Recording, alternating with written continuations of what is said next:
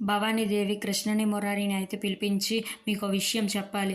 నువ్వు ఈ టింగర పిల్ల అందరూ బాగోగుల కోసం ఆలోచిస్తుంది, కానీ తన కోసం తను ఎప్పుడు ఆలోచించుకోదు అని చెప్పేసి అయితే అంటూ ఉంటుంది. ఆ మాటలకి అక్కడ ఉన్న వాళ్ళకి ఏమీ అర్థం కాక అలా చూస్తూ ఉంటారు. అవును, మరి ఈ పాటకి నీ గురించి నువ్వు ఆలోచించుకుని ఉంటే మనవడిన మనవరాల్లో మా చేతుల్లో పెట్టి ఉండేదాన్ని కదా అని చెప్పేసి అయితే అంటూ ఉంటుంది.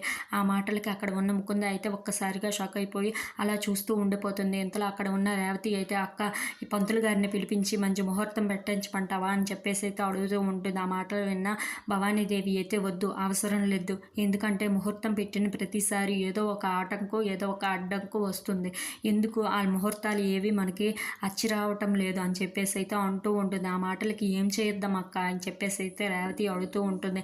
ఆ మాటలు విన్న భవానీదేవి అయితే, వద్దు, మనకి అలాంటి ముహూర్తాలు ఏమీ వద్దు, ఎందుకంటే ఇక నుండి వీళ్ళకి పెళ్ళి అయింది కదా, ఇక నుండి ఏ రోజుల్లోనైనా వీళ్ళు భార్యాభర్తలుగా ఉండవచ్చు, మీ ఇద్దరు ఈ రోజు నుండి భార్యాభర్తలుగా కలిసిమెలిసి ఉండండి అని చెప్పేసి అయితే అంటూ ఉంటుంది. ఆ మాటలు వినగానే అక్కడ ఉన్న మురారి అయితే చాలా సంతోషిస్తూ ఉంటాడు. అక్కడ ఉన్న కృష్ణ వైపు చూసి నవ్వుతూ ఉంటాడు. అక్కడ ఉన్న కృష్ణ కూడా నవ్వుతూ చాలా సిగ్గుపడిపోతూ ఉంటుంది. If you like this video, please like, share and subscribe friends.